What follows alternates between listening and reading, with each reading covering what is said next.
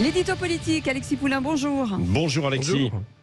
Alexis, on va revenir avec vous ce matin sur la construction de l'union de la gauche. C'est un peu quand même difficile, cet accouchement. Il y a une forme de, allez, on va utiliser le mot de tambouille, non ?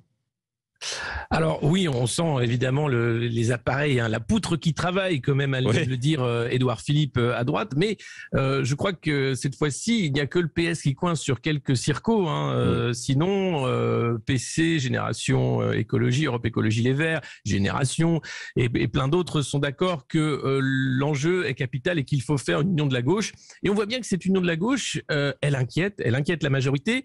Le président qui peine à trouver un Premier ministre, on en parlait dans les news à l'instant, mais aussi les partis de droite, les partis de l'AREM qui se disent, mais après tout, si cette union aboutit, ça voudrait dire peut-être que de nombreuses circos ne seraient pas pour la majorité présidentielle et tomberaient dans une gauche, alors ce NUPES, Nouvelle Union Populaire Écologique Sociale, mais qui, 86 ans après le Front Populaire, arriverait à composer avec toutes les différentes couleurs de la gauche. C'était à une époque le Parti socialiste qui menait la danse, le Parti socialiste de François Mitterrand qui avait réussi ce tour de force. Depuis, on a vu la cassure entre les différentes forces de gauche, et c'est autour de la France insoumise et de son leader Jean-Luc Mélenchon qui a fait le troisième homme finalement de l'élection présidentielle, avec cette stratégie de vouloir être propulsé à Matignon par une majorité de gauche à l'Assemblée, qui initie à nouveau cette union de la gauche.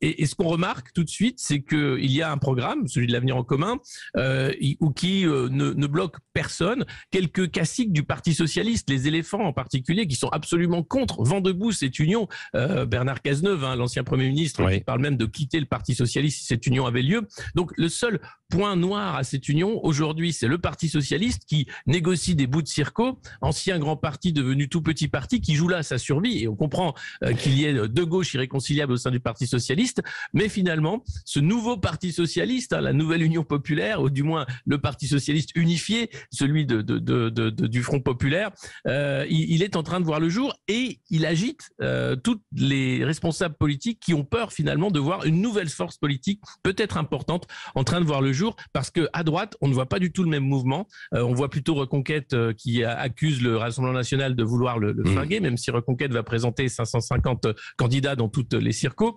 Et puis au sein de la majorité, c'est Emmanuel Macron qui met des gommettes de couleur sur les différents députés pour savoir s'ils peuvent se représenter ou non, s'ils sont fidèles ou non, ou s'ils ont été mauvais ou non durant cette mandature. Donc la dynamique aujourd'hui, elle est clairement du côté de cette nouvelle union populaire.